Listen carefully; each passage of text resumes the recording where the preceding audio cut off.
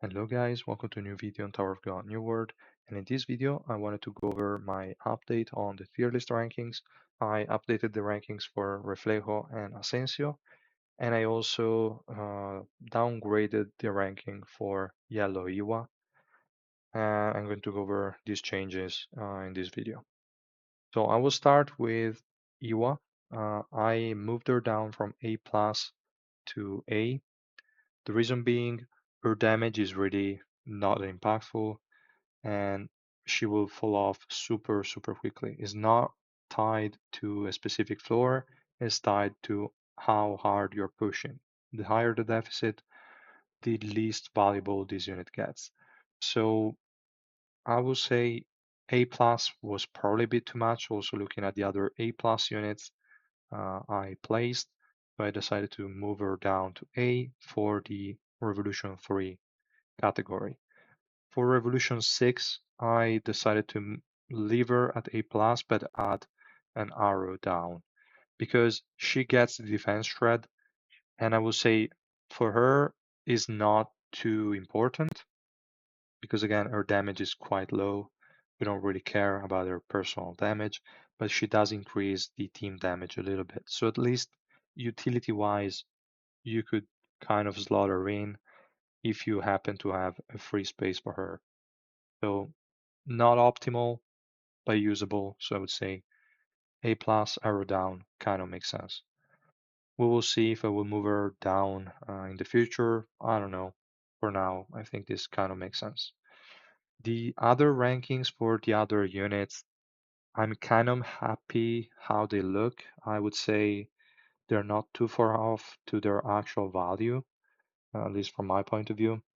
I have to mention that some units could go up thanks to the release of Anak and Garam, but I haven't moved them because I also value versatility in my tier list. So if a unit is entirely dependent on another one that is also a highly requested unit that you would want to run with other units, to me that's not a good quality. And there are some units like, for example, here where I added this link icon like Wangnanja and Romei because Romei works well with Evankel, even though now probably you could do without her, but okay, whatever. So they do have a particular use case and they do well in that use case. There are like they have a space. There is a space for them to be played with that specific unit. Like for example, Wangnanja wants to be played with Iran most of the times. So that's a requirement, but it's not like Irang has to be shared with many other units. So to me, that's still fine and I can count that. But if I have like 10 units that want the same 2 units in their team, I cannot rank them higher because that's really a heavy requirement. You're asking to be played with a really highly requested unit. To me, that's not a strength. I cannot really increase the ranking of a unit just for that.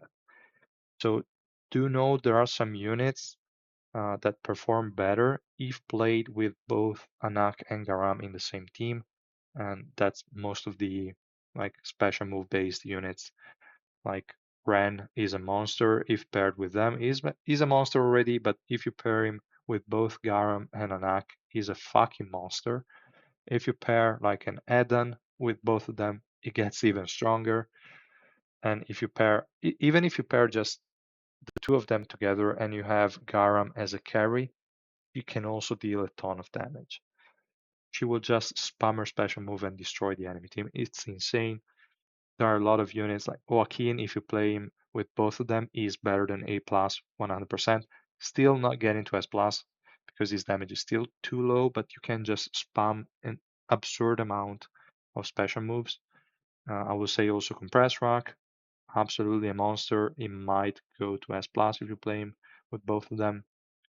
So those kind of use cases, or Meliodas as well, it will definitely go up to S, maybe even a bit like S arrow up, maybe. If you can just keep on spamming a special move, it will be invincible thanks to Anak, but also thanks to his special move effect that will cap the damage it receives. Same thing with Reflejo, you can do the same thing pretty much. Asensio doesn't really work with him, but okay. So there are these use cases for units that really want to like spam their special move. Quaetro also gets a lot better with the two of them. There are really a ton of units that can benefit from both Anak and Garam in the same team. But I cannot really base my ranking on that because as you can see, I mentioned a shit ton of units and you can only pick one for one team. Then the other ones are not going to have access to Anak and Garam. So it's kind of tricky. For now, I will keep all the other rankings like this. Let me know if you might want, I don't know, an icon to let you know that there are units in specific comps that might perform better than the ranking I gave them. Maybe I can add. I have no idea which kind of icon to do, but I might do this without moving them from the ranking, just saying, hey, just know if you use Joaquin with certain units, it will be better, blah, blah, blah. But it's also hard for me to like associate this unit in the tier list, so you would just have the information. They perform better with certain teammates. Okay, great. So yeah, that's more or less the idea. Now back to the topic, I will talk about Reflejo now. And I gave him the A plus ranking at Revolution 3. The reason being, he is a unit that has more or less the same role as other units that we have in this team. He is debuffing the enemy physical resistance, thing that Joaquin already does, and Vargar also does in a very lower amount. Is CCing the enemies, which other units also do. Like Joaquin has a way better CC from my point of view. Like his permajolt is absolutely insane. So he's already sharing some stuff with Joaquin, but his damage, his personal damage, is not as high as Joaquin. Sure, you can make him work again with Anak and Garam. He can deal a shit ton of damage with his special move, but there are not really that many instances where he's going to perform as a DPS. He has the issue that he's an SR unit and that Revolution for Warrior pretty much sucks. So we already expected him not to be crazy in the damage department, and the higher the deficit, the least amount of damage is going to add to the team. And his debuffs pre-Revolution 4 are worse than Joaquin because Joaquin has a 60% resistance shred. He only has what 45%? Yes, he has a 45% steel, but it's the same, still decreasing the enemy resistances by 45%, which is 15% less than Joaquin and 15% more than Varagarv. But Varagarv has provokes and has the HP recovery block. So you can see there are some things that they share with each other, but not really excelling in anything right now. Unfortunately, we already have a lot of units in the game, so they will start to add some units that kind of share the same rules. There might be instances where a unit is better than the other, but I would say overall, Reflejo is not really too insane. I didn't mention his evasion shred, mainly because you will have more accuracy than the enemies most of the times anyway, unless you are talking about PvP, in which scenario Reflejo would be higher than my current ranking for sure. But for adventure, just PvE content in general, you will have enough accuracy to hit the enemies without his evasion shred. Might be a bit more helpful if you're struggling against a Lilia or Zahard somehow, even though you can just increase your resistances, it won't be an issue. But like, there are not many scenarios where you would say, yes, I really want to play Reflejo. So for me, this guy is kind of a skip in the current situation. And yeah, that's pretty much it. For Revolution 4, 5, and 6, on the other hand, he's going to get the additional 30% physical resistance shred that takes him to 75%, which is pretty nice. I forgot to switch to him here in this view. So he's getting, I clicked the wrong one. So I don't know why my game here is lagging so hard today, but he would be getting 30% physical resistance shred plus his 45%. This is 75, which is higher than Joaquin. But the other reason why I put him higher than Joaquin, even though I'm still kind of conflicted, is this Revolution 5 is going to also steal energy from the enemies, which means he's going to have an higher uptime on his damage reduction from the special move. He's going to have an higher uptime on the CC and the physical resistance shred, and is going to reduce the amount of times the enemies are going to cast the special moves, which is pretty good. Unfortunately, this is not really that big of an AoE. His basic attacks are still AoE, but obviously it's kind of hard to actually target the units you would like to decrease energy. So it's kind of whatever, but definitely a lot of additional utility. So this guy is definitely better with investment.